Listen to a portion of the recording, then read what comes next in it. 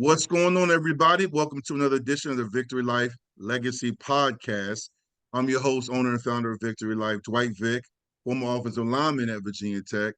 Also here with me is my young brother, Danny Nokes, also co-host of the Vicktory Life Legacy Podcast, a man of many talents, one of my guys that just loves to cover and talk sports, a big DC Northern Virginia sports guy. He rocks with all the local teams, Washington Commanders, the Nets, the Caps, and anybody else. I don't even know if he does the Mystics. Do you rock with the Mystics? Of course, I've got my Mystic swag, man. That season came to an end not too long ago. For better or for worse, it's all about DC up in my life. But good to be with you, man.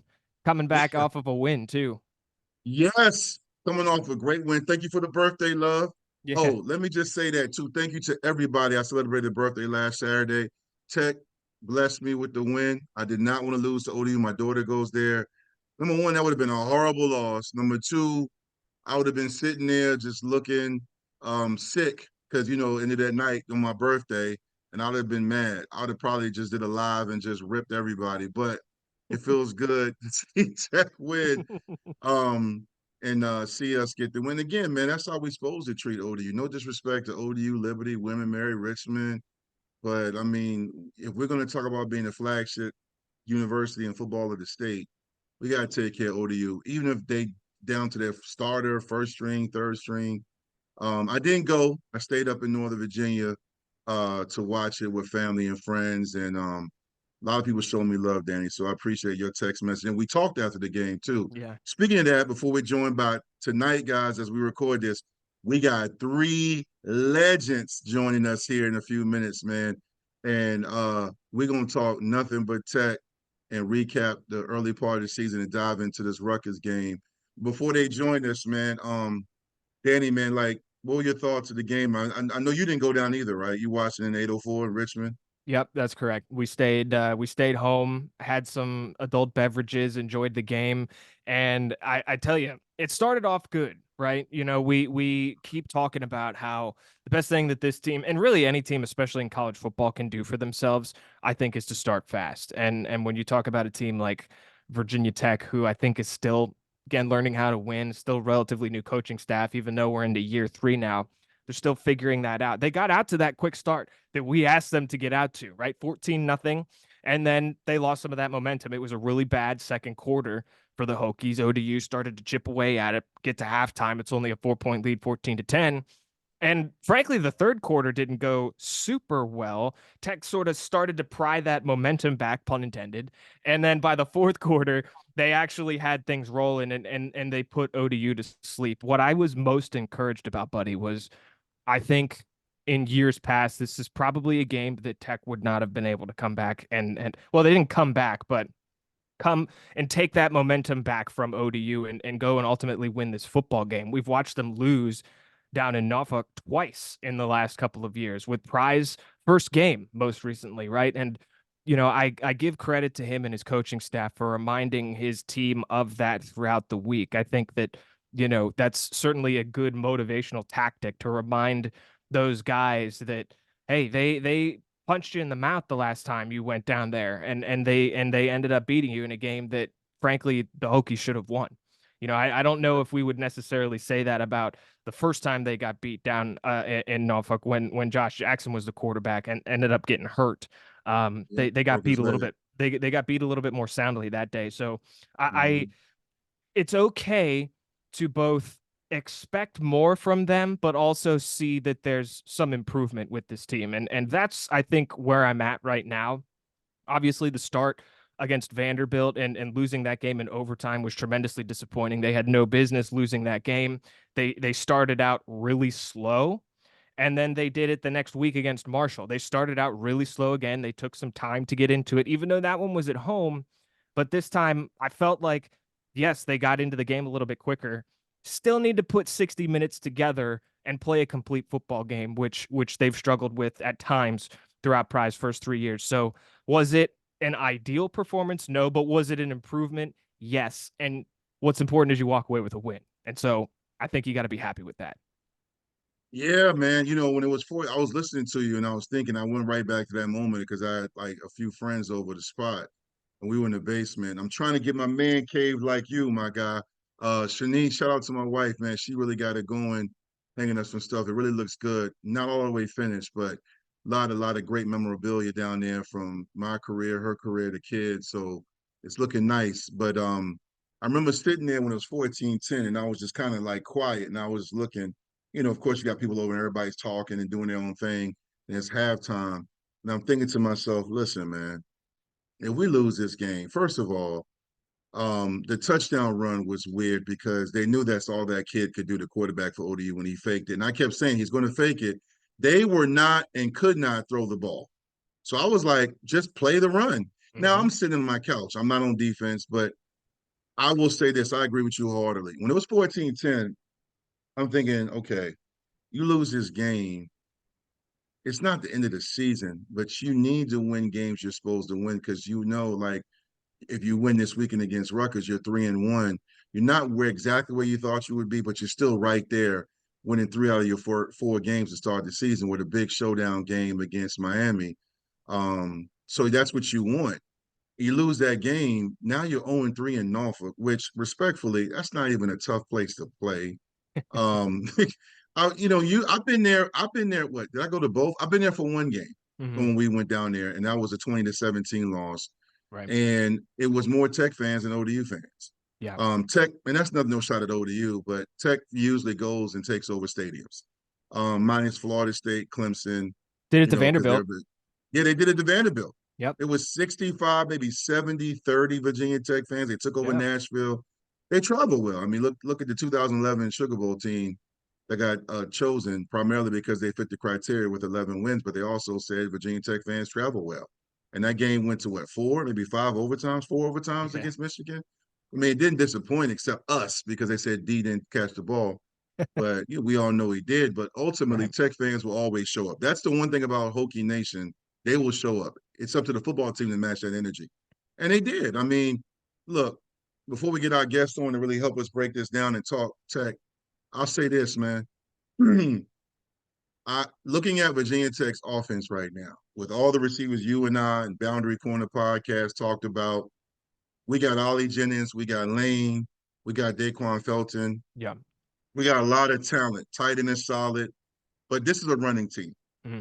This is a running team. Run the ball, play action, take your shots, let the run game set up. That sounds like 1989 football, but right now for this Virginia Tech team, that's the best formula. Is for them to run the ball and get into a good rhythm, safe throws until Drones gets into his grind and he can make things happen. I think right now, when they get kind of out of sync, it's because they're forcing certain plays that aren't there. But the screen game is good for them. The quick passes, the rollouts when they move the pocket, when he can dump it off into the flats, and then you take your shots. I think those plays will open up because Tootin and Malachi Thomas, and look, part of that mix is your boy, our boy, Pearson Prelo, I should say our Yeah. guy, Pearson Prelo's son, who is looking really good when he comes in the PJ. game. He's a special addition to that backfield. Yeah. And we saw it in the spring. But I mean, you get what I'm saying with the whole running game, like 100%. just what they're doing. Yeah. 100%. I think it was on Boundary Corners preseason panel that they asked me specifically about the running game, and obviously Tootin was going to be the guy. How did Malachi Thomas factor in, and was there anybody else that was going to contribute? And I said yes, because it was the PJ Prelo show in the spring game. We saw him get into the end zone twice. He's real shifty. You can play him out of the backfield. You could also put him in the slot if you needed to, or you could just throw it to him out of the backfield. He's a pretty versatile player, and it I love the fact that he's wearing his dad's number 20 out there. Makes it super easy to find him because he's on the offensive side of the ball. They have a number 20 on the defensive side of the ball too. But yeah, man, Why are you doing that, Danny? Don't bring up the dual numbers. Gosh.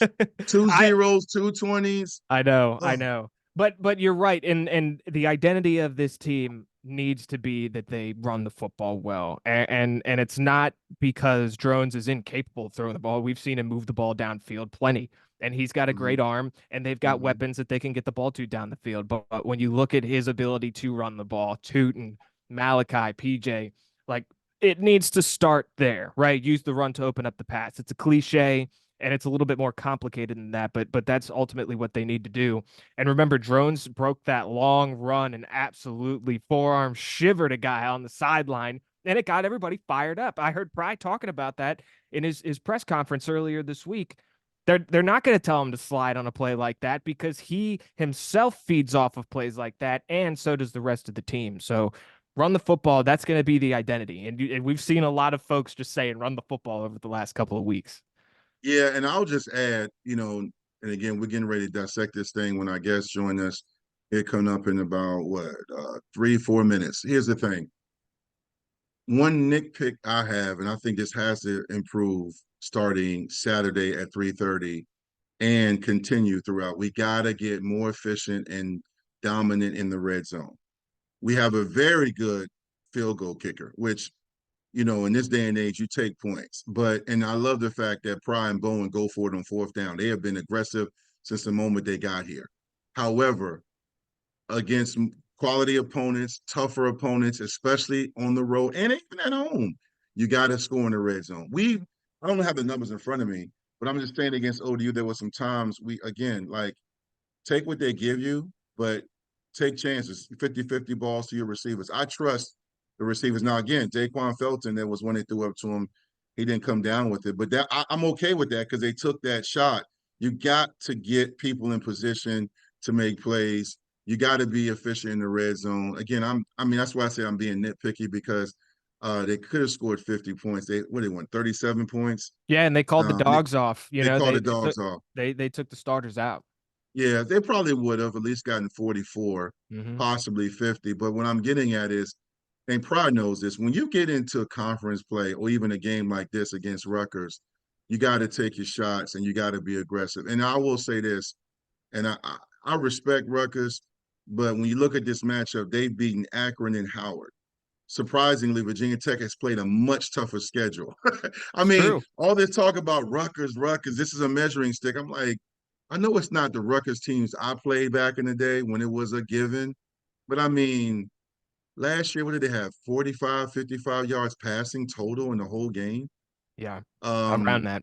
yeah, they won, 20-something to 60? I don't know. I should have been better prepared, but the point I'm getting at is I'm not about to anoint Rutgers as a game that means and defines the season. I think it's an opportunity for Tech to prove themselves against a quality opponent out of the Big Ten, a team that's physical and that's going to challenge you at the line of scrimmage, right? Yeah. I just think you got to take Rutgers for what it is and make it happen.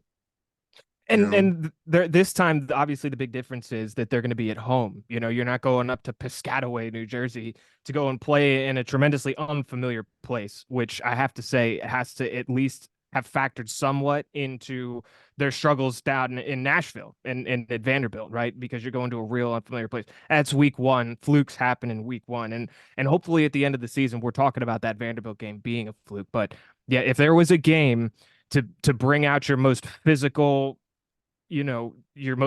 self and to go out there and execute, this is that first test, because this isn't the only test. Like you said, they're going to play Rutgers and then they got a showdown down in Coral Gables with the Miami Hurricanes, who right now look like one of, if not the best teams in the ACC. It sure as heck is not Florida State. How about, wow, Florida State is 0-3. Again, who saw that coming? Florida State is 0-3. The fact that they're 0-3 is crazy to me because I don't go off those ACC media picks and things like that. But to talk about them to be a team that was a dark horse for a national championship and them to be 0-3 is kind of crazy to me, man. Yeah, but it is what it is, man. Speaking of champions, I told you guys watching while they get set up here, we are joined by two. I'm waiting to see if I see our other guests, but we're joined by three former great Hokies, also NFL players, none other than Todd Washington, my roommate, my brother from the Eastern Shore, two-time Super Bowl champion, as a coach, as a player. You know what I'm saying? Getting skinny on me, looking like you played for the New York Knicks.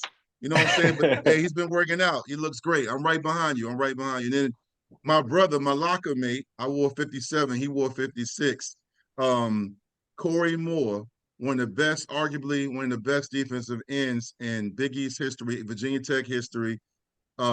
Just used to just teach me how to hold real good when I came over there on that pool, that counter cowboy. When I rolled out, when the guard, remember that, Todd? You roll out and you had to get him off the edge. I had to, he would dip his shoulder.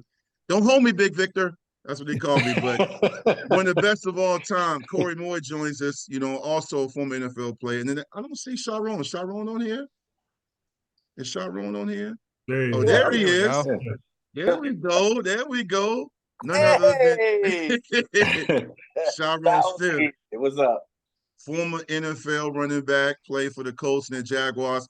Listen, this guy right here returned kicks and also ran the ball as hard as anybody, man. One of the funniest dudes I ever known. First met this guy in Cochran.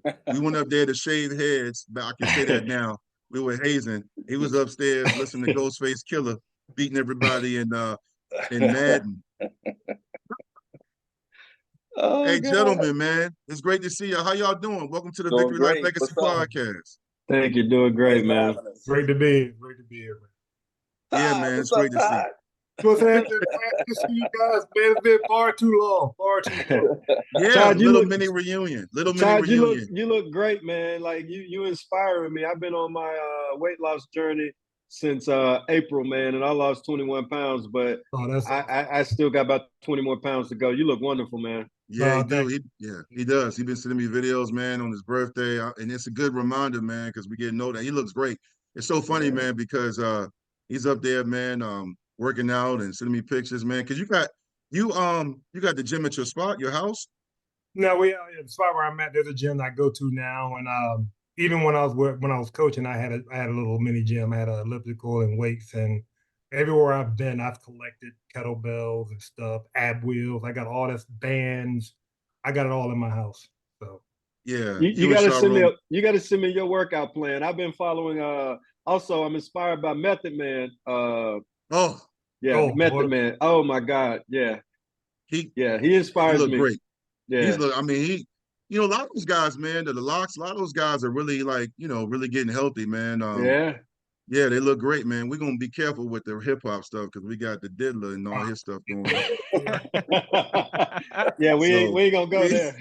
We have enough time. I don't know if we have enough time with this one to go. Yeah, but look, guys, Danny and I really appreciate y'all jumping on, man. You three have been my brothers forever. Played with y'all, man. We have a lot of great memories, man. We all helped build this program. We text and talk, and Corey, you were on the Vic 757 show with me and Mike. Shyrone, you've been on there. Todd, you on my Legacy Spotlight.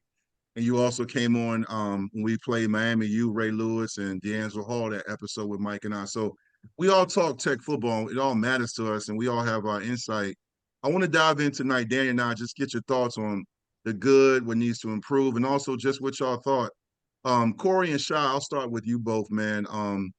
Congratulations, you both were honored as part of that legendary 99 team. And y'all were up in there and watched Marshall and Virginia Tech play up and close, man.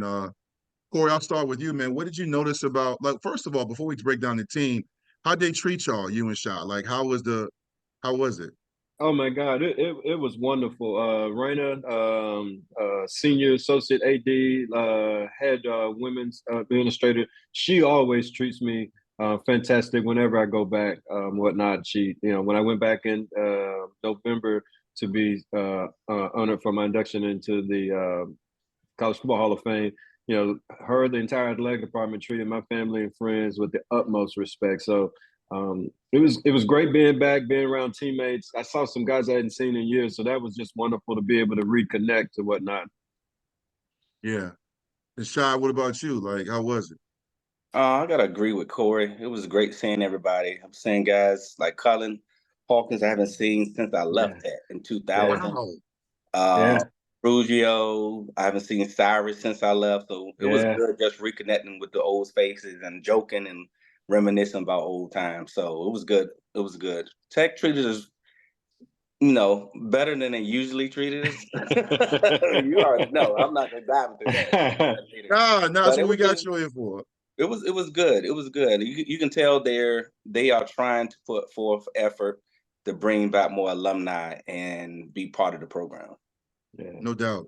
Mm-hmm. Well, Corey, I'll go back to you, and then you, Shy, and then Danny, you up next. But let's talk sports, man. Let's talk football, man. Like Tech so far this season, minus the ODU game, which is their last win, has come out and had slow starts. Seeing it on your app or TV is one thing, but you and Shyrone were there along with a lot of the guys on that 99 team, man. Like, just what were your impressions of just how the game went and what Tech did well and what they need to get better at? Gotcha. Well, I was there the week before when they lost Vanderbilt, so I got a chance to see that in person. Oh, wow. You saw that too? Yeah. So, I really don't like to hang on the past. I want to be positive and hopefully see the truth. I'm the truth. Well, I'm gonna do that. I'm always do that, but I'll just start from week one. Like just like anybody else, had a lot of expectations of the team. Still have a lot of expectations of the team. Coming into the season and whatnot. And so I'll be honest with you, I was very disappointed in how they came out to open the season against Vanderbilt, just to come out flat. I expected them to come out to be enthused, to play, to kick off the season with the high expectations and whatnot, and they kind of fell flat on their face. But the things that I didn't see in that game was just, and I'll just talk from a defensive perspective. Like, I would like to see, and moving forward, I like to see the guys, like, when you make a big play, act an ass, like, as a team. Like, they don't show that enthusiasm. Like, that's how we play. And we play for each other. And so whether I made a play or one of my, it didn't matter. We were going to act a fool. And, I was going to be the biggest, acting a fool and talk my shit when we made a play on defense. And I don't see that. I like to see that more. I think they've got some really, really impressive players. Obviously, they got a lot of guys coming back, but we know that don't mean anything because, did you improve? And that's what I always like to say. Did you improve from the last season? And I think they've got some guys that have improved. But that camaraderie, that true brotherhood, that playing for one another, being happy when someone makes a play, I think that's missing. And then, poor tackling. You see a lot of, college defensive teams, poor tackling, poor pursuit angles, just those things that you take for granted that can make a difference in a game or whatnot. I'll be honest with you, I don't see overall speed like we used to have. They've got some fast guys, but I just think as a team, we were fast, but we practiced that. Coach G and the strength coaches and program, we had guys that may not came to Tech that was fast. I was one of them, but you developed in that speed and you got faster, you got bigger. So I don't. Those are things that I don't necessarily see. And then Shy can speak on this too. When I was even more disappointed how they came out against Marshall. Marshall's a good team. I think Marshall's a good team. They played Tech the year before and won, so they came out confident. They weren't afraid of Tech. They weren't afraid of playing on the road. But to see how packed that stadium was, and for Tech to come out flat like that, it was disappointing to me. Very, very disappointed. And I think the team has some things to improve on. And I text Coach Pryor and tell him all the time, just keep going. Just the team just keep getting. Hopefully they just keep improving and getting better. Because I'll say this, and Vic, I've said this to you and many other people. Coach Pryor is the guy. We got the right guy steering the ship. I have no doubt about that. So, I just want to see the team further develop, and I think there's some pieces missing. I think there's some things in the strength program that's missing. I think, some key guys that would be better to lead the program. Is that good enough for you, Shy? Because I don't bite my tongue. Yeah. But, you're doing well. You're doing well. So, just those things. It'll be interesting this week because, Rutgers beat them last year. Rutgers is a team and a program we used to dog walk. Obviously, they're in the Big Ten now. I spent years living in Big Ten country. Will never be impressed with their style of football. So I think, we need to come out, keep that momentum from ODU, particularly on the defensive side of the ball. I'll say this, and I'll wrap up. I was impressed in the second half with the defense and how they played against ODU. They flew around. Flew around. They celebrated. They made some big plays, particularly with the front seven. Very, very impressed. And so I hope they can keep that momentum with the crowd this week against Rutgers. No doubt. Danny, who's my guy? What's his name? He had 4 sacks. Antoine Powell Ryland, APR. Yeah. My goodness. APR. Yeah. He's a 757 guy too. Yes, sir. Yeah, yes, he is. Yeah, he is. Yeah. We got a few left. You know, sometimes I wonder if they snuck in the 757 and they moved there from, you know what I'm saying? Because some of these guys, I'm like, hold on, man, where your edge at? But no, I appreciate that, Corey. That's spot on, man. Shy, same question to you. Yeah, it was impressive for the ODU second half, but you also got to remember they were playing against a third string quarterback who was a true freshman as well. Before the second string quarterback was injured, ODU was marching back into the game. The Vanderbilt game was very disappointing. I talked to Ricky Hall maybe 3 or 4 times a week. We talked about that game a lot. Corey was there, and what he saw in person, we saw on TV. There was a lot of talk about the offensive coordinator not doing his job or whatever. And I wanted to go to the game and also see my brothers I haven't seen since probably 2000. We're sitting down. Corey's looking at the D-line, the offensive line. That's what I do. I do the same thing. Yeah. Keith Willis Me and Todd. Keith was probably doing the same thing. Andre Kendra is on my left. He's like looking at the quarterback. I'm just looking at the game. I'm just focusing on the wide receivers. Maybe 4th series in, I finally tapped them. He's like, why the quarterback keeps scrambling? What's going on? Throw the ball. And I'm looking at both sides like, you guys don't see what's going on? Our wide receivers were stuck with the DBs. They were like magnets. You know how a wide receiver has to push to the DB to break that cushion, that bubble, then make them move or make the DB go opposite of where they want to go. The DB was still in that back pedal while the wide receivers were in their route. That's why the quarterback was scrambling so much, because he's waiting for them to get open.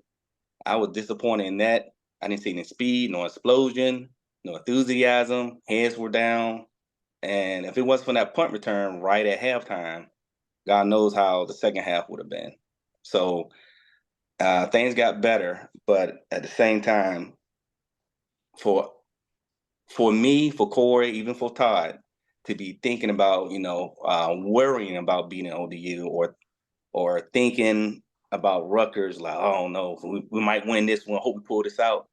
We've came down a lot since 2000, 2010, 2015. For Virginia Tech to be thinking about beating Vanderbilt, ODU, and Rutgers. Now, in I hate to say our time, but that's all I can go by. Even in John Jeffries or Ernest Jones' time, we're really thinking about hopefully we beating Rutgers. Now, think about that. Yep. How far drop have we came to? I hope we get this win. What? This is when you get your stats up. This is where everybody's supposed to play the game. Everybody should play the game. So I tell some of my Hokie friends at work, we had a great year last year. But keep in mind, don't get overstimulated. We went 6-6. I think some of the the players on the team thought they went 10-2 or 11-1 or something last year. You guys went 6-6. You have a lot to improve on for this season. It seems like their heads got a little big. They got a little poking their chest out, and bam, the season's here. Oh, I thought it was gonna be a little bit easier than last year. No, you have a harder schedule than last year too. This year, you have a lot of teams that you playing in ACC that's fighting for the ACC championship. Syracuse is better. Miami is a hell of a lot better. Yeah. Syracuse, national championship contender. Right. Syracuse is in there. You got Clemson still fighting as well. We have a great schedule to play to prove that you guys are what you thought you were last year. And I'm like, Corey, like, you have a lot to improve on last year, and we just don't see that. I think they're still living off of last year's success for this year. Yeah, they better get it together though. Danny, before you hit Todd up, man, I agree with both of y'all, because I think when I'm on a Big Dog Sports radio show, when I do the segments every Thursday morning at 8:30, I told them going into the season, I said, my era is going with. This is a new era, but what never changes in the game of football, college and pro, and even high school, when you go on the road, you got to be a dog. You got to be an asshole. Like yeah, we lost games when I was at Tech, but you had to earn it and beat us. Like we were really locked in, and even the teams that came after us, the Logan Thomas years and those teams with Tyrod, with Jason Rose and those guys, and what's my man that plays in the NFL? Dwayne, Todd, you're the lineman. Dwayne Brown. Dwayne Brown, all those guys that came after us, not just our era, they were when you went on the road and beat Miami at Miami with Jimmy Williams and those guys at cornerback, they were talking. You had to meet those guys.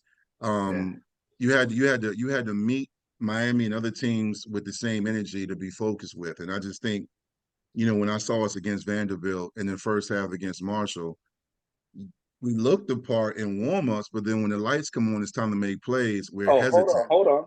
Little story about the warm-up. They have the 1999 team on the sideline, right? Mm-hmm. We looking at the crowd, airplane, the big airplane, helicopters over the crowd is wow. It was like, man, goosebumps. All of a sudden, you see two Hokies fighting each other. I'm like, are they fighting each other? Corey, am I lying? Yeah. No, it's true. I won't say numbers. I won't say the numbers. We won't say numbers and we won't say names, but I'll just say JC Price had to separate his guys and send one back to the locker room or whatnot. And Vic, how we was like, we have our disagreements or whatnot, but when we get ready to go to war, we all in there together and got each other. And even off the field, like we may go at it a little bit, but nobody else is going. Yeah, we argued. Listen, we argued and almost came to blows. Looking back, it's funny over East Coast, West Coast, No Limit versus Wu-Tang Clan, arguing over.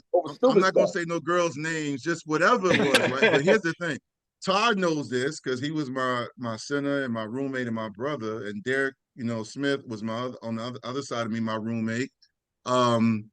We would go at it with y'all, Engelberger, you, Carl Bradley. I'm talking about. Talking, but that's that attitude. That's that mindset.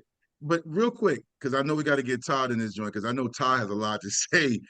I think what you, Shyrone and Corey are describing, one thing I said on Big Dog Sports Radio show about attitude and mindset, whether you're on the road or at home, this is something Sporting News and other magazines and publications can't pick on because it's not tangible. You have to see it, and that's leadership.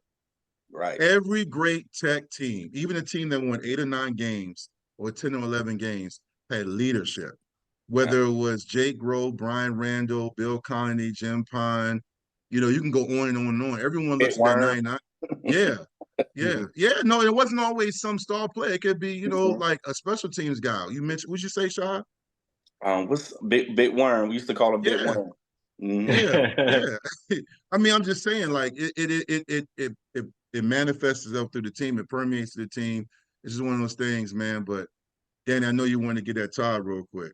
Yeah, and it's interesting. I think, guys, what each of you has mentioned here kind of goes back to something Dwight and I were talking about before you jumped on, and it's maybe an oversimplification and something that gets tossed around a lot in college and pro football, but it's about learning how to win, right? And that is in your preparation. That's in the off season, the training that you do. Yes. It's a certain mindset that you have to have. And I think this team is still figuring that out. But, Todd, this is a game coming up here against Rutgers that Dwight and I have been talking about that we expect to be more physical, certainly, than these first 3 games that the Hokies have been a part of. And we also talked about how, they've got a lot of talent on the outside with wide receivers like Ali Jennings and Daquan Felton and Jalen Lane, who had a sensational effort against ODU. But the identity of this team is going to be to run the football, right? Drones can run the ball. He's tough to take down. Bashal Tootin is a stud. They need to protect those guys, open up holes for them, and get the ball rolling. So as they get ready for this weekend, what are some of that mentality you take into a game like this when you're going to be physical? How do you get yourself in your mind ready to go play that game and get prepared?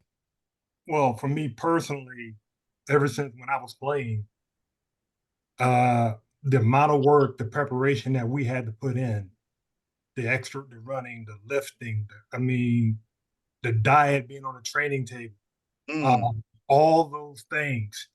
I mean, it was it all had a purpose. We may not have understood that at the time, but we took all that anger and frustration from all that preparation on that field. We were the most prepared team every Saturday, period. And even if we came up short and if we lost a game, it wasn't because the better team won. We just ran out of time. That's how we felt, and that was our mindset from the start. So when you play a team like Rutgers, okay, Greg Schiano, a Greg Schiano coach team is going to be loaded and they're going to be ready. Mm-hmm. I think, fourth in the country rushing the ball right now? Mm-hmm. Yep. You know they're going to run the ball. Now, take it back. You're talking about Virginia Tech. It doesn't matter what concepts we run, what offense we run, spread, whatever it is. Virginia Tech has always been known as a team that ran the ball first and they stopped the run, played solid defense, kick-ass special teams, and everything else was everything else. I didn't say anything about passing the ball. We did that, but everything started off by running the ball. Now, Drones is a hell of a QB. All right? He's very, very dynamic. He can push the ball down the field out of run action protection. We don't do that enough. All right, we're in a spread formation trying to drop back, and our receivers can't get off the press man. Mm-hmm. All right, so I'm not a head coach. I'm not an offensive coordinator. All I know is this: whatever our guys up front can do well, we need to do that. Talk and on we it. have to do it better. As an offensive lineman, I have to finish my block on the other side of the line of scrimmage with my hands engaged. All right. If it's pass pro, I can still be physical. Once my hands are on you, I'm done. I'm locked on. I'm square and I'm done. There's a lot of things that we can talk about all night, but it comes down to one thing: technique. Technique, technique, technique, technique. Dwight, JB had us out there how many times? An hour before practice, working on little finger step, 6-inch step. Yep. I still teach those things today. All right. Or D-line, alignment, assignment, technique, pointed set stance. Everything had technique. All right. Whereas they're so caught up. These coaches now, they're so caught up of the bigger picture, they forget one thing. We still got to teach these techniques, man. We got to teach hand placement. We got to teach pad level. We got to, in those things, we got to teach those techniques with these concepts. And if we can't do the concepts right, throw it out, because there's so many other concepts we can do. Todd, I'm gonna interrupt you right here real quick, and I'm gonna say something very, very controversial. And it's no disrespect towards anybody. And Shot heard me say this because this is truly how I feel. And I've said this to some administrators, and I've said this to some former coaches there. I love Coach Pry.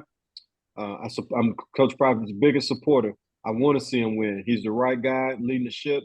Yeah, I said the same thing. I agree. But I said this, and Shot heard me say this, and I said it multiple times to multiple people. I think the staff is mediocre. And hearing you talk, Todd, why aren't you on that coaching staff? That's a great question. That is a great question. And I told you I was going to stir the pot. Why aren't you on that coaching staff? We can stir the pot. We could be 100%. Hold on. Before you answer that, Todd, I can't wait for this to run tomorrow. I'm running this tonight, and for those watching, subscribe to us on Spotify and SoundCloud if you want to listen, and on the Vicktory Life YouTube channel. Because this question has been asked to me in Twitter Spaces, Todd. Mm-hmm. So go ahead, Corey. I'm sorry. I like the guys, but I said this too. I think some of those coaches aren't ready for this level of competition, ACC. I think some of them are MAC level, kind of, and that's not disrespect to the MAC because we see Toledo to beat 2 SEC teams.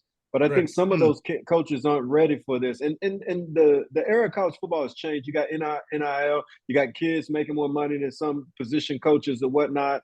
But you got to prepare your kids. You got to teach techniques. I hate to say it, you got to kiss ass a little bit. But you also have to build relationships. And I don't see that. Like, I know when we played, coaches would chew us out, but off the field, we had a great relationship. I wanted to be Coach Hart. I see no connectedness to it or whatnot. And I just wonder if that's affecting our ability to get, still some 4- and 5-star recruits. We Virginia Tech, we never got many of them, but it used to be a time in Beamer's run when you could expect us to get, a couple 4- or 5-star guys, build a fence around the 757 area and get the best talent out of there. We hadn't seen that. I mean, I'm gonna blame that on Fuente because he damaged the program. I know you're gonna get on that. That's a whole nother podcast. But to give credit, to take up for Coach Pryor a little bit, and Vic, you heard me say this. He walked into that job and the cupboard was bare. And so the Tech fans has to taper their expectations a little bit. No longer are you going to have the teams that may consistently win 10 games a year. We've got to be satisfied with 7-8 wins a year at this point until we can replenish that talent and then dominate the recruiting in Virginia and be relevant on the national level again so guys can say, I want to go play for Virginia Tech because I know that defense is going to get me to the NFL. I know those guys are going to have fun getting after people. Or I know they're going to have a fantastic quarterback. They're going to let sling it. Or they're going to run the ball. They're going to have an offensive line that's going to pound the ball. And we don't have that right now. So Tech fans need to temper their expectations a little bit and be realistic. We still got Fuente talent on that team. I think we've upgraded a little bit. I would like to see us hit the transfer portal. I'm not a big fan of transfer portal, but that's what happened to Florida State. They improved their team so fast through the transfer portal. Now those guys gone, and then they made a mistake and bet the bank on this guy that didn't even get it done at Clemson, and then they get it done at Oregon State, and then your ego got in the way and thinking you can resurrect this guy, and now they're sitting at 0-3 and be lucky to win 3 games this season. Corey, that's my 2 cents. Hold on. Todd got to answer the $1 million question. Answer that question, Shyrone. I'm sorry. This has been people have been speaking for me on this for over 5-10 years now, and I'm going to lay it all out. And this is perfect time to do it. Exclusively on the Vicktory Life Legacy Podcast. Right. Ever since I became a coach and watched my father coach high school ball, I live by 3 things: faith, family, and football. A lot of people can say that. A lot of coaches can say that. A lot of people, but they can't walk it. So the first opportunity came when I was coaching for the Ravens in 2013. Steve Sarkisian was the head coach at Southern Cal at USC. He gave me the starting the offensive line job, sight unseen. He wanted me to be his offensive line coach. I asked my daughter, Ava, at the time, she was 9 years old. I asked Zane, who was 7, do you want to go back to California? They said no because they wanted to play lacrosse. They wanted to make some friends and grow some roots. So I said no. All right. True story. We talked. Yeah. We talked about it. So yeah, me and Todd talked about it. Go ahead, Todd. Right. Go ahead. I'm sorry. So John Harbaugh at the time thought I was crazy, but I knew what I was getting in return. I was getting my family, and we were tighter than ever. So during this time after that, I turned down several Power 5 jobs. I turned down Mark Rick when he was at Georgia. I turned down Willie Taggart. Love Mark Rick. Love him. I turned down Willie Taggart when he was at Oregon. I turned down Michigan, when I was still in the NFL. And the reason why I turned them down, my family needed something that those cities that I was in, they had it. The places that these college programs wanted, they didn't have lacrosse at the time. My daughter needed it. My kids needed it. So I was not going to pick up and move or separate them because of the job, but was going to chase a job. So if that was going to slow down my career, so be it. So now people started talking, oh, he's only an NFL guy. No, I'm a football coach. But people do not want to have conversations with me. They just automatically assume. Okay, so I'm with the Jacksonville Jaguars. Urban Meyer's there. Tyler Bourne was the tight ends coach. Right, yeah. Yep. Tyler winds up going to take the Virginia Tech job. He asked me right then and there, do I want to go? I said, no, I got to hold on for a second. And he understood why. The next year, Doug Peterson comes in, and they were automatically trying to get me kicked out of Jacksonville. They didn't want me there. The GM did. The GM did because I was still under contract. They didn't want me there. So at the same time, Rudolph left to go to Notre Dame. I go to Tyler. We're talking on the phone, and there was a possibility of me coming in. I was very interested. Dwight, you remember that? Yep. And conversation was well. We spoke on the phone. Everything was good to go, and that was the end. That was the end of that. Nothing else happened. Didn't hear from the coach. No text message. No nothing. So I still stay in touch with Tyler. I have no ill will toward the staff and the organization.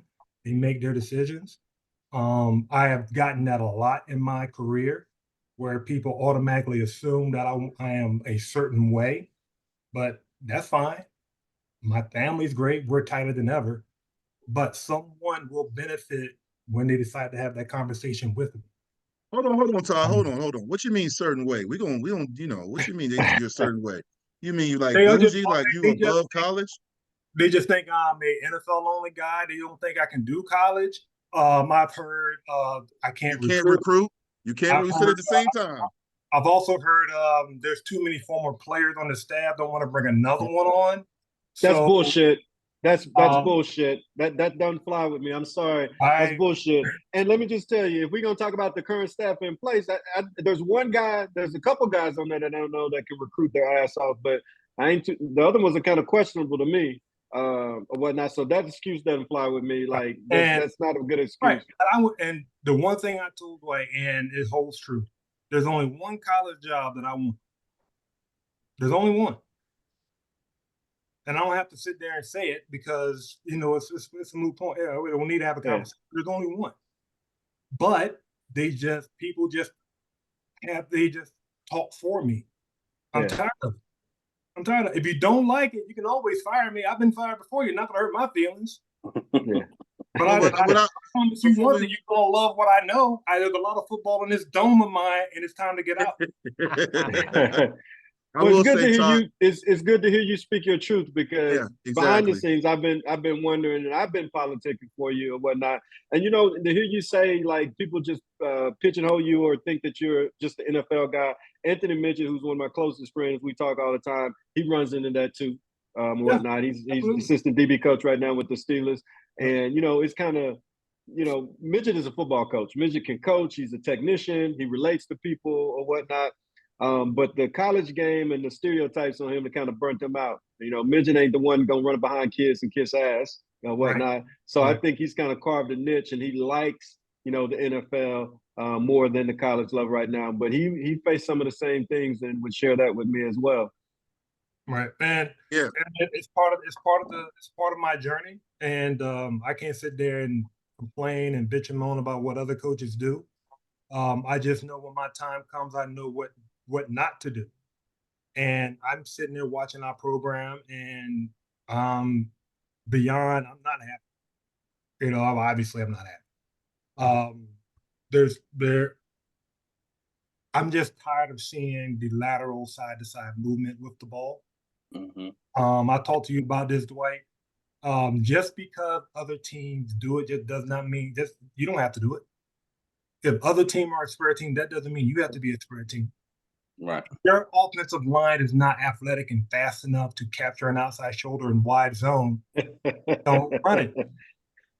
Okay. Hold on. Stop right there. Right now, Todd, stop. Right now, if it was me, if I'm giving it for Rutgers, I'm running gap schemes, I'm running tight zone, and I'm doing it out of pistol and under center. So that I can run my check with me system because I'm tired of shotgun because you're telling people where you're going. Right. Exactly. And I mean, it looks all cute and all that, but I'm tired of cute. You can be cute. No, I'm glad you spoke on that because you got off of X, aka Twitter, but I'm on there. Shy has an account, Corey, but I'm like unofficial voice of a lot of y'all, a lot of former players, and I get asked a lot of questions. And, I've said to people, I said, when it comes to, I tweet this every year, especially during the college football playoff. When you look at the top teams, no matter if they're in the MAC, the Big Ten, the Sun Belt, if you look at the top teams in each conference, especially in the playoffs, the O-line and D-line are dominant. It's dominant. And I keep saying for the modern day game, your offensive line, even when we played way back in the day till now, has to be athletic.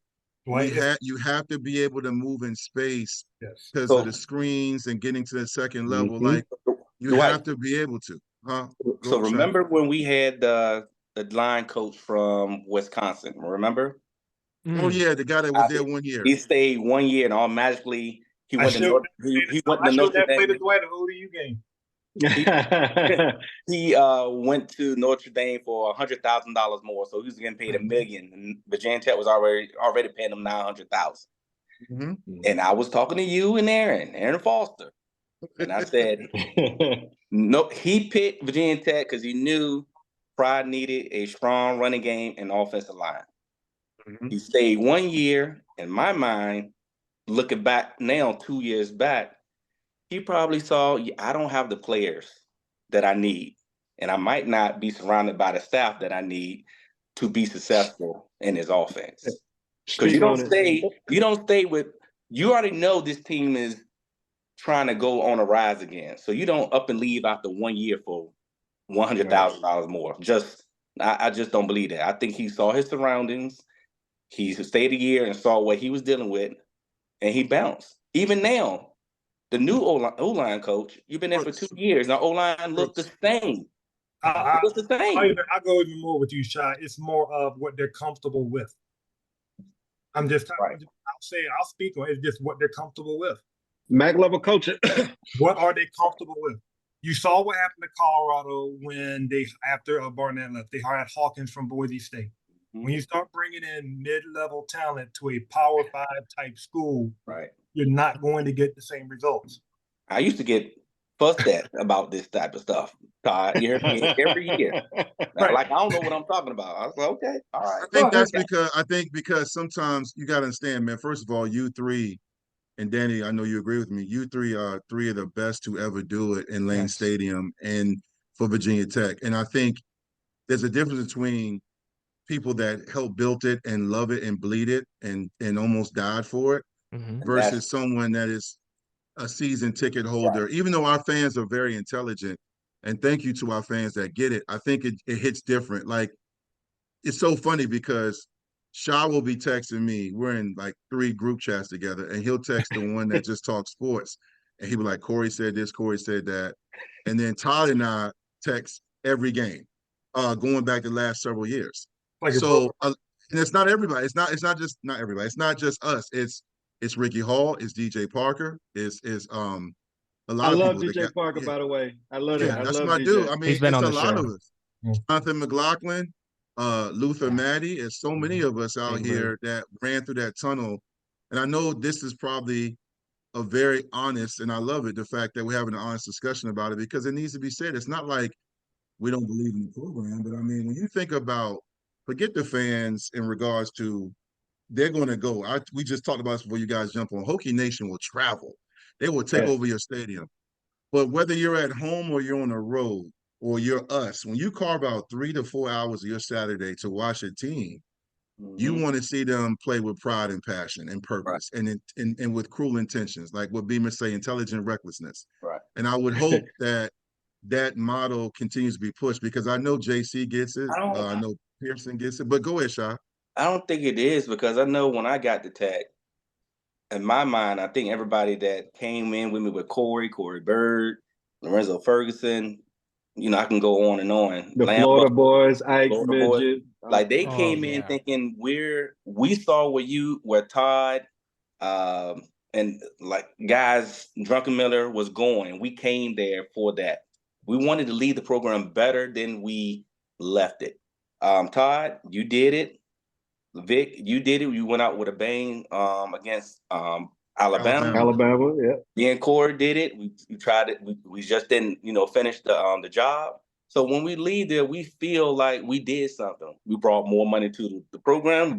We brought more eyes to the program. We was on the TV more. Buildings were made. Dorms were made. Now things are like very stagnant with the program, and I'm just tired of the satisfaction of sits and sits. I'm just tired of it. But we're almost like the Dallas Cowboys of college football in my mind. We're gonna do it this year. I was like, hold on. Now that's a major insult, because I hate the Cowgirls. Same. I do too. Honestly, I really do think it really doesn't. When it comes back to football, guys, it really goes down to, can our coaches get the best out of our players, and can we put them and just run the plays they do well? Yeah, you hear it all the time, and it's very cliche, but dang, I don't care if it's only 5 plays. I will run those 5 plays to death. Yeah. And I have done that before. So I don't care. I was a play call at the University of San Diego. I had a gigantic call sheet. We couldn't piss a drop. I threw it away. It just ran power all damn day. I ran 27 power plays in a row. And we the crap out of them. It doesn't matter. Because they did that well. When we went, that's all they can do. When we went to eat at Farmhouse on Friday, and Larry Austin's wife said something, we was just like, "What? How she see this? Do you remember what she said?"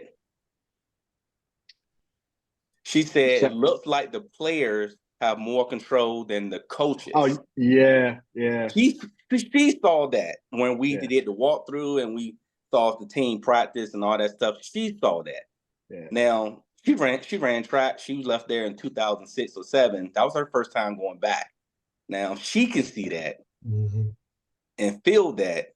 And I'm like, yeah, I already know that, but how do you know that? So what do you what do you felt guys like go ahead. My bad. Go ahead. No. Finish your point. It felt like what? I thought you was gonna speak on that. It just felt like the players was controlling the coaches more than the coaches. Well, that's what I was gonna say, because I'm only because my work schedule and what I got going on now. My 2 oldest are out the house and I'm down to 1. But even with that being said, you walking around the house naked, man. What you talking about? You would get Lolo's at the house, brother. Oh, that's Hager. That's Hager that did that. Jay Hager, great offensive lineman, would walk around the locker room naked, playing pool. Singing Mr. Big and No Limit Soldier. But but like my question, anybody can answer this. We've talked about their shortcomings, some of these issues that aren't going to be fixed this year, but from a X and O standpoint, to kind of like bring it back to like the Rutgers game, and even, if they win that, they'll be 3-1 with the Miami game. As you mentioned, Shy, there's some games on the schedule that they can make statements. How do you, if you're in that locker room, we some of the stuff we can't fix, but how did they get locked in to be the Rutgers team that physically punished them last year up front on both sides? I mean, it was a close game until they broke off that 3rd and 1 touchdown run that won the game. But, Rutgers, Greg Schiano is going to run the ball. He is not going to do – so how do you win this game? Like, how do they get I think defense needs to look at that film from last year and say, we got punked. And these guys coming in our house this weekend, and they're not going to punk us. And they need to have the mindset and the attitude that we going to out-physical them. We're going to shut down this damn run, and we're going to let them know about it. That's the attitude they got to come with. And, so often you don't have a lot of teams and programs in the country that have that type of attitude. You got the top teams, like Alabama, like they boldly say we the standard or whatnot. You got other teams like Georgia, like, we know what we're going to do. We're going to show up, and this is what we're going to do. Tech's got to get back to that. Like Todd and Shyrone said, win, lose, or draw, if you were going to beat us, it's got the clock ran out. But you were going to be in a fight with us. Like, we were going to play hard. We may have made some mistakes or whatnot, but we were going to play hard. And particularly, you weren't coming in our house and punk us. And so I think this week, these guys got to get to that. But it starts with the coaches. The coaches got to, pass down that mentality to them. And that's the thing that I see that's not really missing. I'm not trying to beat anybody up or throw anybody on the bus, but I'm just not impressed with the coaching staff. And I'll just put it out there. I'm not even impressed with the strength and conditioning program. There you go. And because you see guys run out of gas. You just don't see the conditioning. Like, I was light in the pants, underweight, but I never got tired. I felt like I can play the whole game. So you build that attitude and that grit through winter workouts, spring football, summer workouts, running, lifting weights. So that's built through the strength and conditioning program. Absolutely. Which they have not developed at all. The guy, I'm just going to say it, the main guy is not the guy. He's not the guy. Jared Ferguson is there. Jared Ferguson. Jared Ferguson know his stuff. And I think the program is there because of him. The main guy from players, he's not the guy. And he's not building that mentality at all. Yeah. At all. Well, Shot, when you have, I don't know the guy's name, but the video of the lineman doing squatting over 600 some odd pounds, I mean, that's great and all, but does that translate over to the field? Exactly. Does that power translate over to the field? You know how many plays he got against Vanderbilt? 2. Yeah. What? 2 plays. Yeah. Yeah. I rest my case. Yep. Yeah. I mean, you can And be Dean and lift the whole world, but if you're not out there translating that into functional football movement, you're dead in the water. Right. You know, we used to say all the time, guys look like Tarzan, play like Jane. You could be Brutus Beefcake looking, but couldn't make a play to save your life. Yeah. They can turn it around. I think they can turn it around, but this, like, in my mind, this is the first real test for Virginia Tech. Yes. And people ask me all the time, how you think we're going to do? And I just say, with this team, I have to take it one game at a time, because they have sparks of greatness. Then they got sparks of like, did you even practice this week? What's going on? I think the wide receivers need to catch contested balls. They're not very good at that. They need to be explosive off the line. The routes is very mediocre. And keep in mind, these are not freshmen. These are not sophomore. These are 6-year wide receivers. So I need something. Not Tua's going to tote the ball if he's healthy. I'm not worried about Tua. I'm worried about these wide receivers. These all God Almighty wide receivers. Catch the ball, get open, explode after the catch.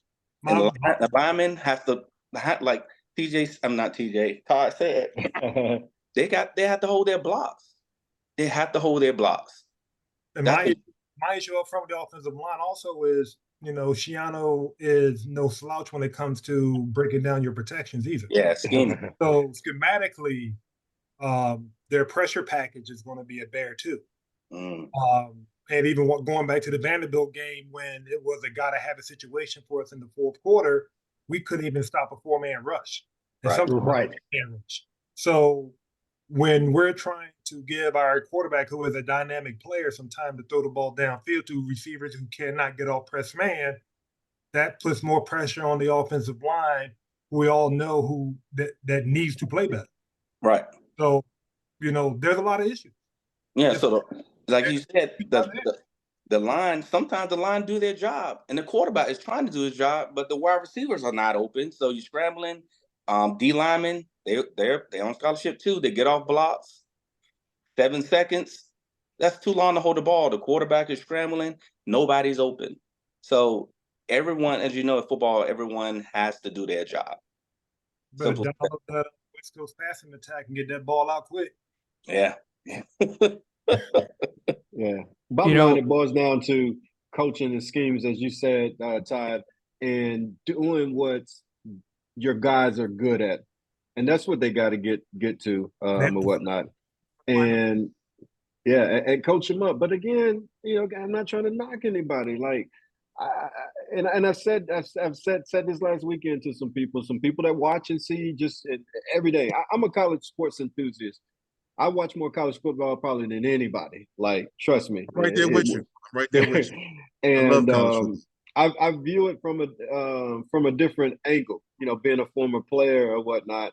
And, I interact with a lot of college athletes. I love women's basketball. I love volleyball, whatnot. I bet you do. I bet you.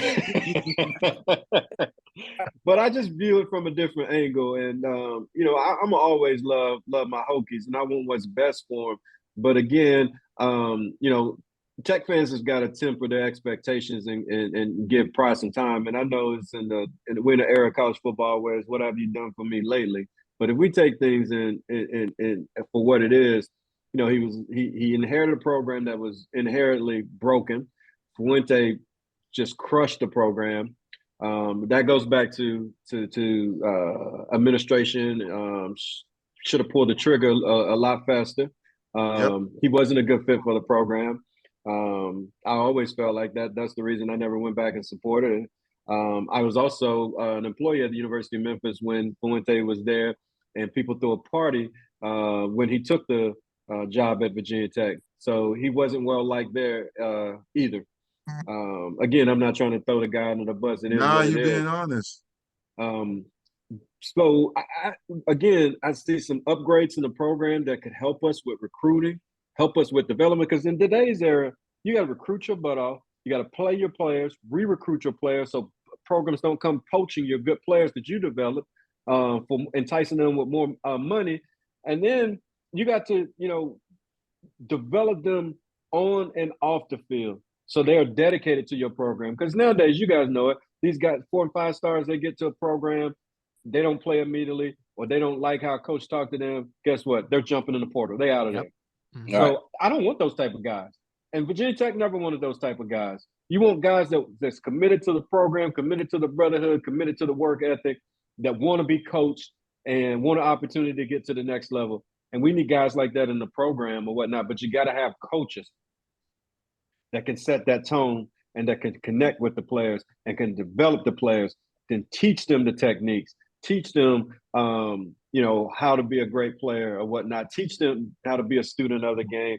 And again, I'm not knocking. I just don't think we have a well-rounded coaching staff that's there at that level yet to compete for ACC championship like Coach Beamer and his staff had that nice run. Can we get back there? I'm very, very hopeful or whatnot. But I know some things have to change within the program. Yeah. What I don't think is up for debate, and I think you guys would agree with this, is when you look at the first 2 games of this season, right? You look at Vanderbilt, you look at Marshall. They started way too slow. There was low energy. There was no sense of urgency in the first half of either of those games on really either side of the ball. Right. It got better against ODU because they got out to that 14-0 lead, but then they still looked like terrible in the second quarter. So you still only played 3 out of 4 quarters, and we're still waiting on them to play a full football game. And I don't know where else you put the blame other than on the coaching staff, right? Getting your guys ready to play. I mean, there's an execution point that obviously that has to be met by the guys out there on the field. But when you come out in your home opener against Marshall and you look as flat as they did, I mean, it's everyone shares some of the blame, right? So coming up against Rutgers, there needs to be more of a sense of urgency, I think. You can't get blown off the ball on either side, right? Offensive line, you guys talking about how if you could only run 5 plays, but you run them well, stick with that, right? And stick with their identity, run the football, let Drones and Tootin get things going. I think they overcomplicate it sometimes. And what I'll say positively, that I think happened last year, and hopefully the trend is happening again this year, because those first 4 games in 2023 were not very good, right? And then all of a sudden they started to shift that scheme offensively, right? And they started to finally move the ball. Well, hopefully some of those changes that they made going into the ODU game are starting to take effect. And now they're finally starting to hit their stride. That's what I'm hoping where they're at right now. Well, I think, Danny, you're right, but I think it also comes down to, understanding the moment and understanding who you are. I love everything everybody's saying because it's honest and we have the credibility to say it. And I think when I say understand who you are and where you are, this team this year, based on the expectations of returning starters and projected talent and all the different things, that's all hearsay, that's all media manufactured, that's all magazine talk. What I mean by that is no one in this program right now has earned the right to be complacent and overlook anybody. Right. Nobody has earned, you have not earned the right. And I think that would be my message if I'm running this team. No one has earned the right to be complacent against any opponent on this schedule. And that comes down to understanding who we are. Like, this program needs to prove itself every week. I remember when Coach Beamer talked about the 2014. They had 2 tough losses to NC State, one at home, and then they had a tough loss, which I was at FedEx Field, and they went 2-2. They lost to USC, and USC was a 2-time, or at least they were the defending national champions. Might be in 2 times, right? And we all talk about that call that was questionable on Hyman, where they said it was offensive pass interference, and then the DB got hurt. And he was playing Reggie Bush well in the passing game. But Beamer came out and said, I'm going with some of the younger guys. And that's when Eddie Royal came on the scene. But more importantly, he said, every game, we're going to have to fight and crash and claw for a win. We're going to have to earn it. It doesn't matter. And they did. They beat Wake Forest 17-10. UVA was really good that year. They pulled away and won that late. Then they had to go down and beat Miami on the road to ultimately win the ACC outright. But you saw that year, the team took on that approach. Mm-hmm. The team kept hearing that message. We have to earn everything. And in 2004, they won it. Keep in mind the year before in 03, one of the most dynamic and talented teams in Virginia Tech history on paper with Ernest Wilford, Jake Grove, and all those guys.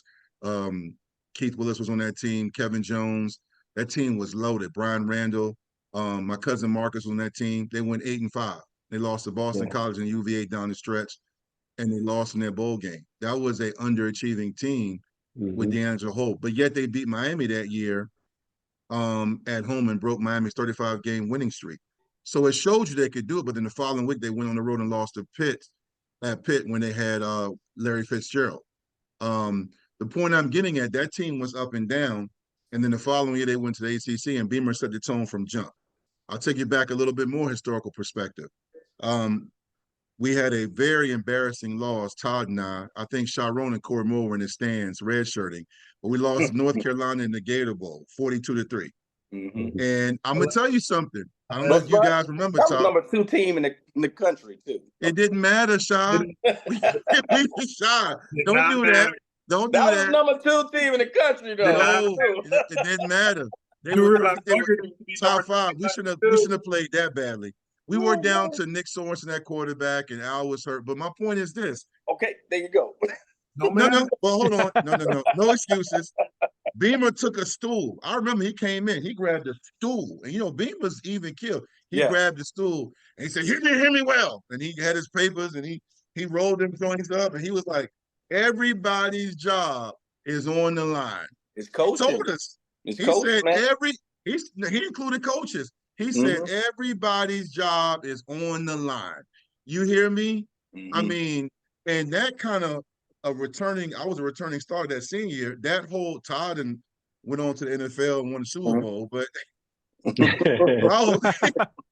my whole thing was like, I knew from that moment, I was like, oh, damn. Like we were in Jacksonville. You already embarrassed by the way we looked on NBC against a dynamic UNC team with Dre Bly and all those guys, Deion Dyer. I was going against Ebenezer Ekubon and Vonnie Holiday, but regardless of that, it was one. Yeah, oh my God, they had 11 first and second rounders. But that offseason and throughout the season, we were locked in. And I just think if that's the mindset, whoever that comes from, the leaders on the team, that needs to be the mindset. This team has not earned the right to be complacent. And every game should be a major opportunity, not something where we hope we can win. You need to come out because nobody has earned the right. I tell people all the time, if you think about this, right? I know we are the OGs and the old heads now. We played years ago, but this is what I tell these guys that play football, including my son that plays sports. The benefit and blessing of winning and being an impact player or being on a very, very good team, championship level team is when your career is over, people will remember you. Your legacy will be remembered. Just like this is a legacy podcast, your legacy will be remembered. We will not talk about anybody on those 5 and 7 and 4 and 6 or whatever those records are Fuente teams. We won't ever talk about them. I can't even name you who was on that team but a few people. You can't. But when you're winning on even though people say bowl games overrated, everybody knows there's a lot of bowl games. I get all that. But when you win and you play your best and you show out, people will remember you forever. They will remember what you did. That's the whole thing about a legacy because everybody's not going to the league. And even if you get there, that's even more business and your career could be over with before you know it. I got a question. I heard you and Todd talk about mindset, which I definitely agree. And when I talked about it myself, can you build that through the season, though? Because once the season, like you got a whole year for the season, then whatever you have, that's what you have for that season. Can you build that through the season? That's my question. I don't think that this. What's that say? What's that saying? I don't want to screw it up. A leopard can't change his spots. Or is that it? Yeah. Is that the same? Like Danny talked about it last year because they were 1-3, and we were like, man. And then they had some favorable opponents, and they also found a quarterback in Drones, and they won 5 out of their last. They won 5 out of their last 8. So I wanted to start at Drones from the beginning, but Pryor, I guess, wanted to. I don't know what Pryor was thinking, but Drones should have started. Shy, you said that. You said that a lot. But to answer your question, I think you can change the mentality, but I think it's going to have to start with the messaging from the coaches. Because who do players spend the most time with? The position coach. The position coach. So it has to start from them. And like I said, I'm not going to beat that dead horse. I don't know if we have the level of coaching staff that can kind of pass that message on. But I remember a couple of things, and this is when I first kind of discovered Virginia Tech, because Wiles wasn't there yet, and everybody knows Wiles was the reason I got to Virginia Tech. In '95, Virginia Tech lost their first 2 games. I think J.C. Price was a senior on that team. Yep. Lost to Boston College and Cincinnati, right? 16-0 at home, Cincinnati. Exactly. So I just remember this story being said. J.C. Price stood up after that second loss and said, "We're not losing another game this season." And so, the team went on a run, got Beamer to his first, major bowl, Sugar Bowl, or whatnot, and then took it to a Texas team that had Ricky Williams and a bunch of talent, or whatnot. So I do think you can turn it around, but it starts with the coaches. But the players have to take some ownership. Just like this week, I'm going to watch intentionally, because if I turn on that film from last year and see how Rutgers dominated me and punked me, because we got punked. Let's just call it what it is. We got punked last year. And if my mentality coming into this game, you're not coming in my crib and punking me like you did. I'm taking a fight to you. And everybody going to have that mentality. You're going to leave, or you're going to follow right behind me. You're going to stand right beside me. We're not getting punked. And if that means somebody got to take a penalty to show them we mean business and we about it, that's what you do. So, like, to go back to what you were saying too, Danny, with the slow starts and the lack of sense of urgency. Yeah.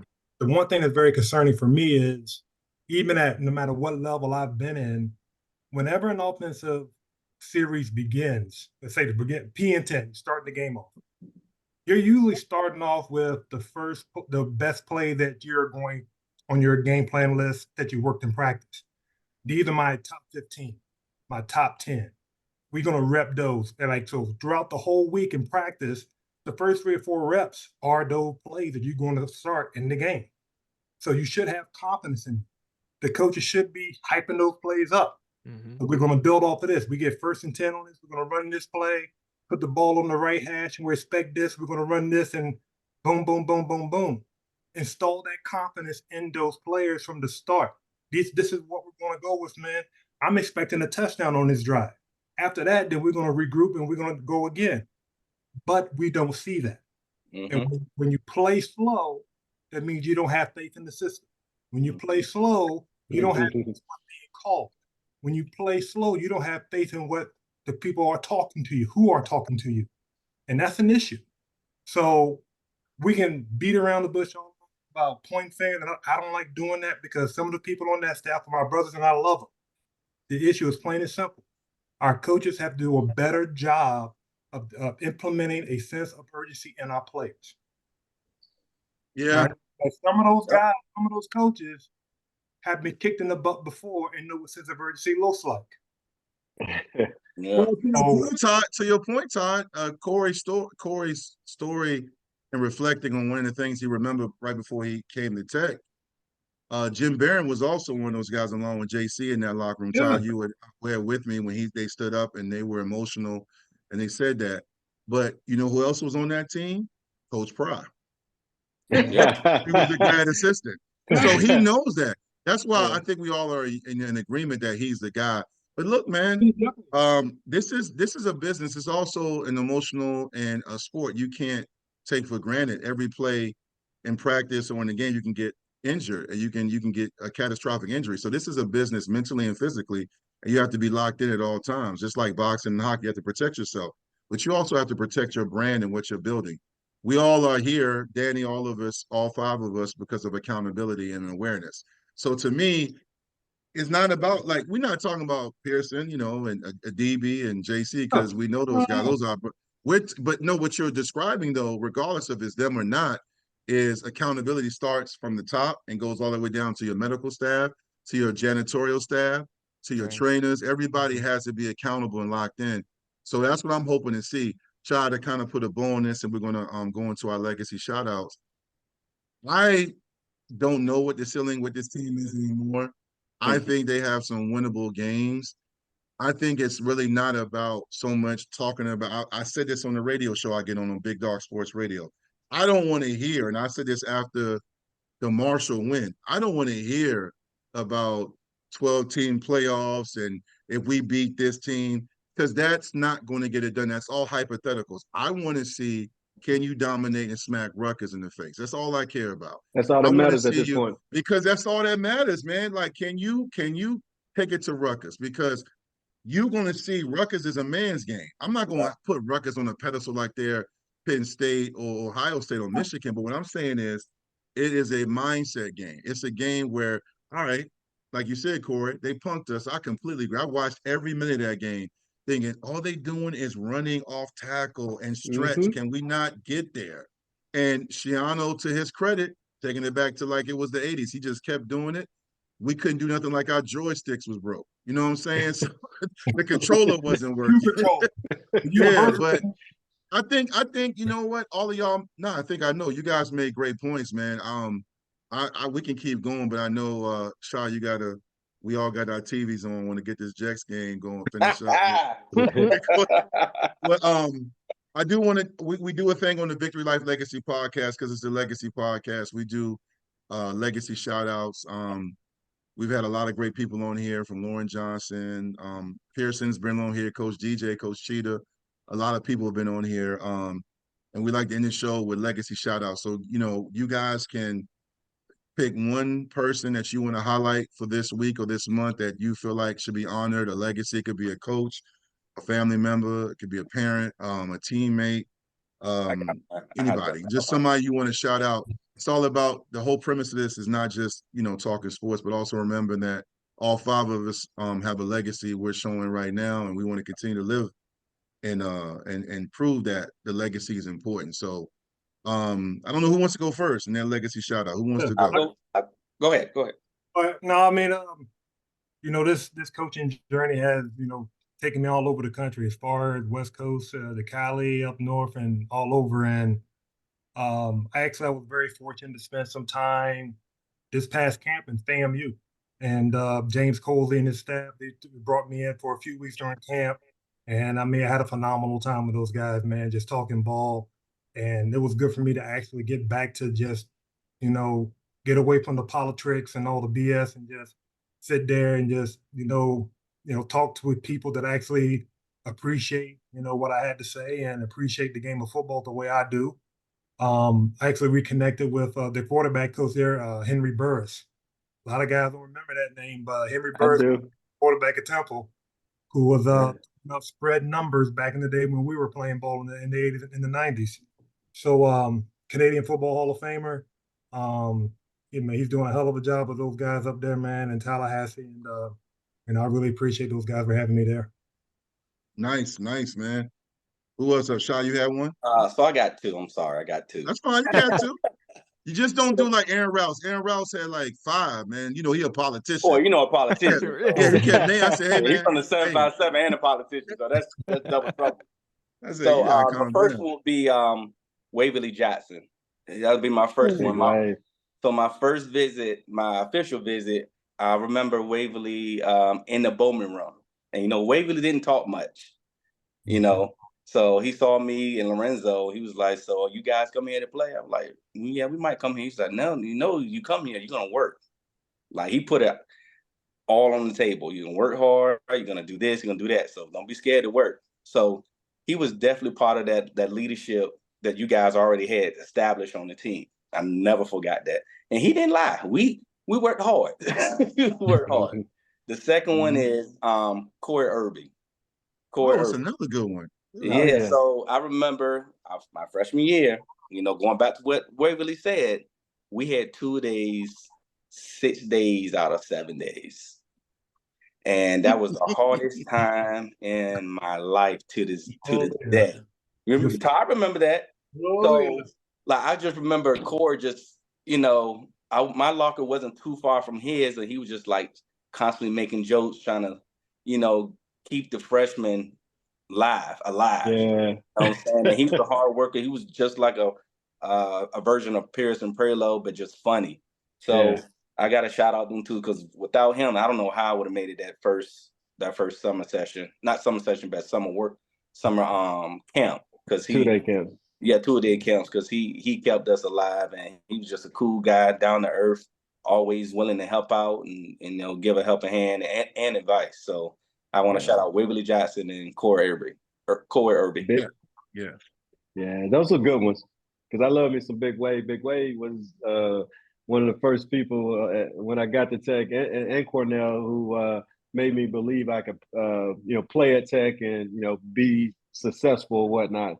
And you guys know I was a little pissant, small, whatnot. But they made me believe in myself. That was good. And then Corey Irby, that dude was funny. He was smart. Funny. Yeah, hilarious. Let's see. I'm gonna top you, Shy. I'm gonna do 3, and we've mentioned all 3 of them because they just good people and people that I love and respect. So I'm gonna shout out Pearson Prelo. I'm gonna say this, and I tell people this all the time. Pearson Prelo is one of the smartest players I've ever played with. He kept me out of trouble, kept me lined up or whatnot, kept Coach Wiles off my I always knew I can count on Pearson. He always had my back if I screwed up. He always lift me up and whatnot. But one of the smartest players I ever played with. He knew where everybody was supposed to be aligned. He knew what every gap the D-line was supposed to be. And I was like, dude, you play strong safety. You play a rover. How the hell are you worried about what's going on? Because he just was that smart. He knew where the backers were supposed to be, the mic and the backer. He knew where everybody was supposed to be lined up at. And quiet as kept, Pearson could have played any position in the secondary. And then if you put him down, he could play probably Michael Backer. He lighting the pants like me, but he was just that smart. And I think he's got I think he's going to make a hell of a defensive coordinator one day or whatnot. Good person, good coach, even better person or whatnot. And then I'm going to shout out 2 of my post time at Virginia Tech all-time favorite players. And one is on the staff, Adibi. I think just was a fantastic player. Who was his sidekick? Vince Hall. Vince Hall. Those were I used to call them the Bash Brothers. Those were the man. I used to love watching those guys play. I'm telling you, they played Virginia Tech defense how it was supposed to be played. They made me so proud. I love those 2 guys and whatnot. I think he's going to be a hell of a coach too. He relates to the player. He gets it or whatnot. Just and an even better person. Obviously, his brother came up after me. Played a year while I was there or whatnot. Have a hell of respect for him as well. And then DJ Parker. We mentioned DJ Parker. I love watching DJ Parker play. Man, love watching him play. Good leader. Just did things the right way.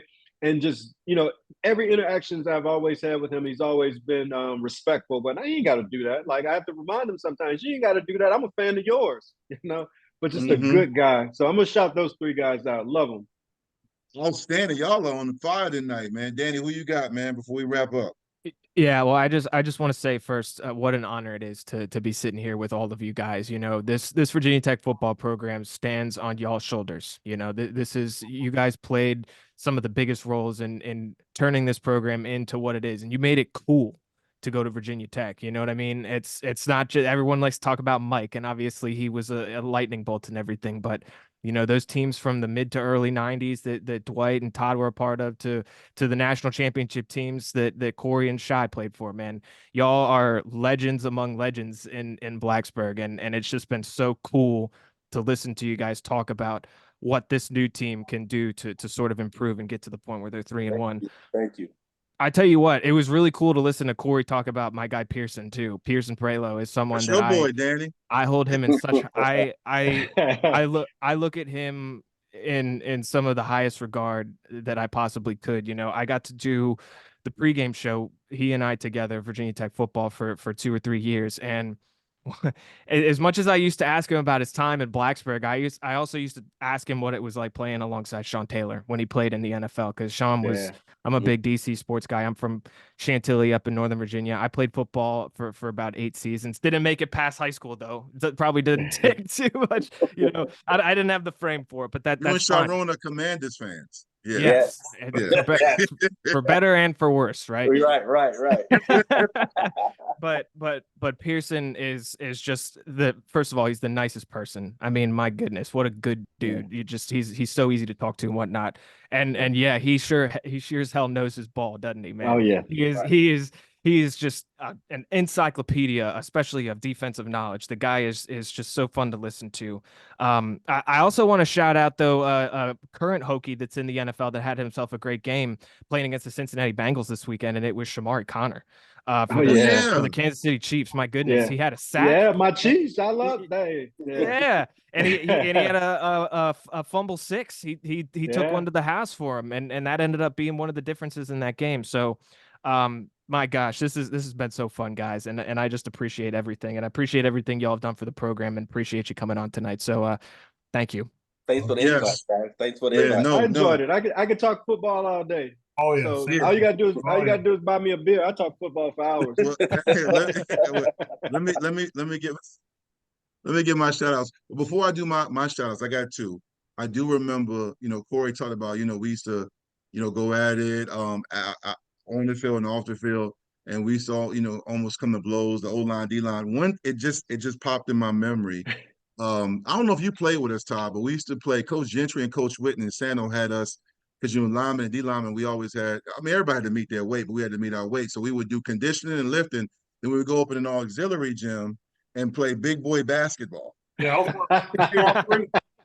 Corey, I knew this because Corey and Mookie, Reggie Samuel, aka Mookie, were my brothers. And I knew they were online because Corey told me. He wasn't supposed to, but he told me because he was my locker mate. And I don't know if they were going through it, man, but like, we couldn't agree on what the score was. And this dude, Corey, picked up one of them folding chairs and you started smacking it against the wall so hard. And now Jamel Smith, the all-world linebacker of Virginia Tech, said, "Damn, Cubs." Goddamn, He said, "What he got hold of some bad." He said, "He got hold of some bad creatine." So all we did was we were just arguing about the score. We're like, it's 12-11. I don't remember what the score was, but and Corey just snapped and just. But you know what? We got down in the locker room. It was like nothing happened, man. But I miss those days because we were so competitive, but it was a brotherhood. And speaking of that brings me to my 2 legacy shout outs. One of them, I want to congratulate your frat brother, our teammate, Corey, Rashad Jenkins, just got promoted or the COO position. Which is very, very big. I'm very happy for we call him Rashad Jenkins. He's also been the guy that does all my Virgo bashes and promoters, just the clubs and everything. So I love that dude, man. He always looks out for me, man. And I'm happy for him. And the other one is a very special shout out, especially this being September. The Virgos, I'm proud Virgo, is Big Richard Bowen. He's no longer with us, man, but we will be celebrating his birthday because he's a Virgo. And Rich, for those who don't know, he was a walker, and for those watching and listening, when this runs, is that he was a big-time influence on getting Andre Davis to Virginia Tech, a legendary receiver. So I posted about earlier, he was Mike's go-to, him and Ricky Hall, but Andre Davis was a great receiver, but Big Rich was a class act. You guys talk about Pearson. Big Rich was my big brother, him and Haygood and TJ and Chris Malone and those guys, but Big Rich and I were extremely close. It was hard for me because I came to Virginia Tech. Todd and I came in the same year, part of a really good recruiting class. And, I was All-State, Todd's All-State, and you come in and you in that time you sat in the depth chart and Rich sat behind me because he was a walk-on. Well, Rich was a good player, but, it's business, and they weren't going to put a scholarship player behind a walk-on. But the things Rich did for me during that time, just talking to me about my footwork. And, he played some. It wasn't like he was a scrub, but he taught me so much. And then afterwards, we grew so close. He's no longer with us, man, but, I know he would be proud. His son is at Fork Union with my son. He's on the high school level. My son is prepping, and his daughter just graduated college at 20 years of age and is getting ready to go to grad school. And then his other son is doing well, too, and his wife, Terrell, is doing great. And I just miss that dude all the time. I do. I miss that guy, especially this time of year because we're both Virgos, and he would always text me. He was in my fantasy football league, and I credit him, man, because I had so many great examples, but it's nothing like having somebody when you come off the sideline. You're going to talk to your teammates and your position coach, J.B. Grimes and Steinspring, but he was always right there in my ear telling me what I should be doing. So I miss him. So I wanted to shout him out. And I want to shout you 3 guys out. Like Danny said, Corey, thank you for jumping on. Shyrone, Todd, 3 legends of the game. Appreciate y'all, man. Like, for real, like, this was great. For those watching, continue to subscribe to us. Thank you for joining the Vicktory Life movement. Make sure you subscribe to our YouTube channel. We're also on Spotify and SoundCloud. So we appreciate y'all, man, for jumping on. And Tech has Rutgers this week, 3:30. Mhm. Hopefully, when I run this podcast tonight and tomorrow, Danny going to get it on Spotify. Hopefully, this, because I know they're going to be watching and listening. This gets back to them and they respond accordingly.